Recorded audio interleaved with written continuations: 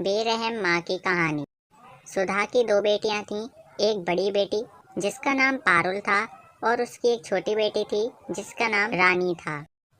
बड़ी बेटी पूरे दिन पढ़ाई में लगी रहती थी और छोटी बेटी हमेशा घर का काम संभालती थी। बड़ी बेटी का पढ़ाई में मन नहीं लगता था, वह तब भी पढ़ाई करती थी और छोटी बेटी को घर का काम करने को मन नहीं करता, वह फिर भी करती थी। यह तो उसकी माँ की इच्छा थी। सुधा की 3 पड़ोसन थीं जो हमेशा उसके घर के बराबर में कान लगाकर उसके घर की सभी कहानियां सुनती रहती थीं और तीनों एक दूसरे को बताती रहती थीं, जिससे कि उनके पेट का दर्द सही हो जाता था। अगले दिन, क्यों री रानी, आज को तूने काम करो कि ना करो, पूरा घर का काम कर लियो, नहीं तो तेरा माथा चटका दूं। मेरी माथे से भी दर्द हो रहा है आज। ज्यादा बहाने बनाने की जरूरत ना है, मुँह मुँह पे मारूंगी। मेरा हाथ दिख रहा है ना, छपा दूंगी पूरा गालन पे। बहानेबाज कहीं की। माँ प्लीज मुझे आज आराम कर लेने दीजिए, मैं थक गई हूँ रोज रोज काम करते करते। आप मुझे दीदी की तरह पढ़ने क्यों नहीं देती हैं माँ मैं आपके आगे हाथ जोड़ती हूँ। वह अपनी बेटी का जरा भी दुख को नहीं समझती और वहाँ से चली जाती है। तभी उसके घर पे पारुल और रानी की मौसी धीरे धीरे अपने पैरों के कदम बढ़ाकर आती हैं, क्योंकि वह बहुत मोटी थीं, इसके द्वारा वह चल भी नहीं पाती थीं। अरे सुधा, दरवाजा खोल। सुधा तो वहाँ पर टीवी देखने में मगन थी। अरे सुधा, मैं हूँ ममता, जरा दरवाजा खोल, कितना तेल लगाएगी। आती हूँ ममता दीदी, अभी आजा आजा जल्दी। ममता दीदी अगर मुझे बता देती कि कब आएंगी तो मैं उनके लिए चाय नाश्ता पहले से बना के रख लेती।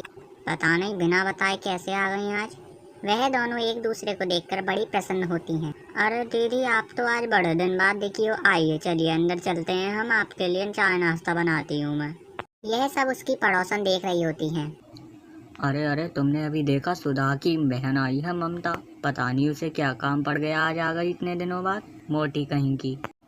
हाँ दीदी, लगता है दाल में कुछ काला है, जरूर कुछ हुआ होगा घर में। दीदी तुम्हें पता है? अरे नहीं रंजना, मुझे एक बात पता चली है, तुम्हें बताऊं मैं। उसकी जो छोटी बेटी है ना, वो पूरे दिन घर का काम करती है और जो बड़ी बेटी है वो पूरे दिन पढ़ाई करती है। अरे उसकी जो बड़ी बेटी है वो क्या पहाड़ खोद देगी पढ़ के? उस बेचारी बच्ची पे इतना प्रेशर रख दिया होगा इस सुधा ने, तो उस बेचारी का तो पढ़ पढ़ कर बुरा हाल हो गया होगा। और बेचारी उस छोटी बेटी का क्या हाल हो रहा होगा, पूरे दिन घर का काम करती है। और नहीं तो क्या, ये सुधा तो बड़ी बदतमीज हो गई है पहले से तो। बेचारी दोनों बच्चियों का नरक जीवन कर दिया इस औरत ने तो। ऐसी बदतमीज औरतों को तो भगवान कभी भी माफ नहीं करेगा, देखना तुम रंजना, खुद पूरे दिन पड़ी रहती होगी।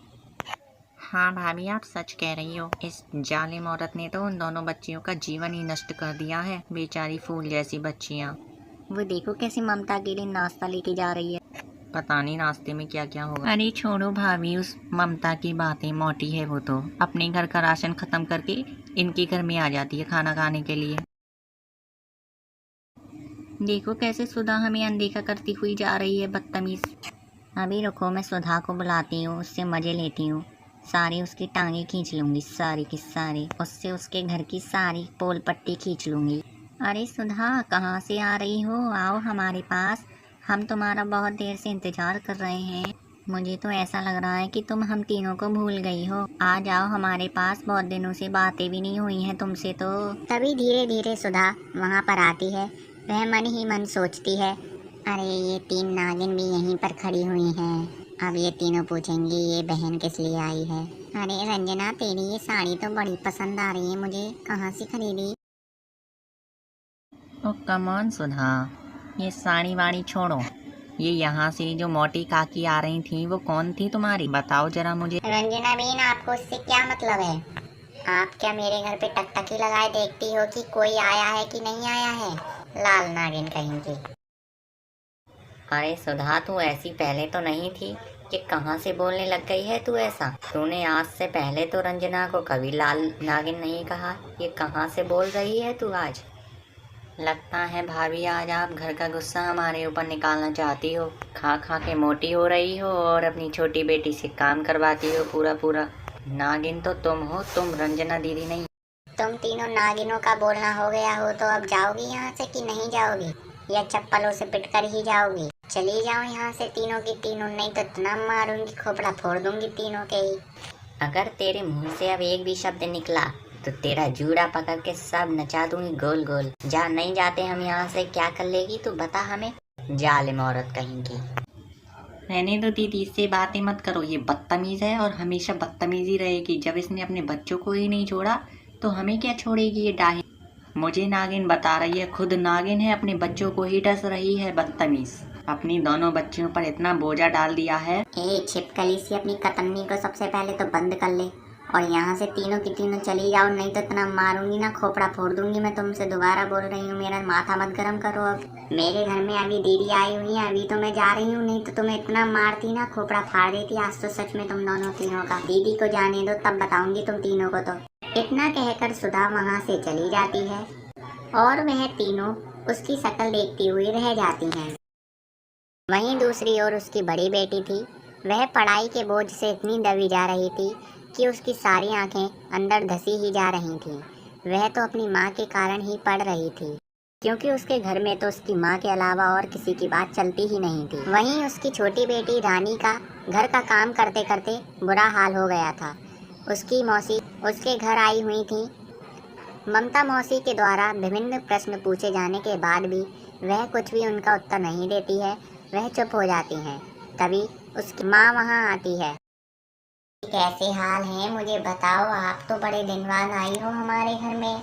मुझे पहले बताया होता तो मैं आपको स्टेशन पे लेने आ जाती। अरे ये सब तू छोड़, पहले तू मुझे ये बता कि ये छोटी बेटी जो तेरी है ये कुछ बोल क्यों नहीं रही है, क्या करा है तूने इसके साथ ऐसा?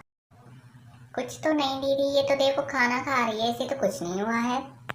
आप खुद ही पूछ लीजिए इससे, मैंने तो इससे कुछ भी नहीं कहा है। देखो कैसे शांति से फ्रूट्स खा रही है। मुझे अभी तेरी पड़ोसन से पता चला है कि तू इससे पूरे घर का काम करवाती है और अपनी बड़ी बेटी को पढ़ने के लिए इतना समय देती है कि वह किसी भी काम को नहीं करती है। तूने तो सुधा अपनी दोनों बच्चियों को नरक में डाल दिया है। ये तू कर क्या रही है, कहाँ से सीख कर आई है ऐसा काम? हाँ दीदी, आप सही कह रही हो, मेरी तीनों पड़ोसन भी यही बोल रही थी। अब मैं क्या करूं, आप ही बताइए तो फिर, कि ये दोनों मुझसे बोलने लग जाएं। सुधा अभी ज़्यादा देर नहीं हुई है, तू सुधर जा, अभी भी तेरे पास अभी पूरा समय है। ठीक है दीदी, आज के बाद मैं इन दोनों से कुछ भी नहीं कहूँगी। इनका जो मन करे मैं कह दूँगी, जो मन करे आप वो करो दोनों। आज के बाद इनसे मैं कोई भी जोर जबरदस्ती नहीं करूँगी। इन दोनों को मैं खुद ही छूट देती हूँ, इससे ये दोनों ठीक तो हो जाएंगी ना ममता दीदी, बताइए आप मुझे। तभी अचानक से रानी गिर जाती है और उसकी मृत्यु हो जाती है, क्योंकि सुधा को बहुत देर हो चुकी थी। सुधा और ममता दोनों सुसक कर रो रही थीं। सुधा को अपने किए का बड़ा पछतावा होता है। वह अब सोच रही थी और वहाँ से भाग रही थी। वह अपनी बड़ी बेटी के पास भागते भागते जाती है और वह वहाँ उसे जगाने का पूर्ण प्रयास करती है। अरे पायल बेटा देख, तेरी मौसी आई है, उठ जा, बहुत पढ़ाई कर ली तूने आज, उठ बेटी, तेरी सबसे बड़ी मौसी आई है। पायल उठना जल्दी से, अब तो बहुत देर हो गई है। ओहो, लगता है ये भी मुझसे नाराज हो गई है, अब क्या करूं मैं? उसकी लाख कोशिश करने के बाद भी पायल नहीं जगती है, क्योंकि उसकी मृत्यु हो चुकी थी।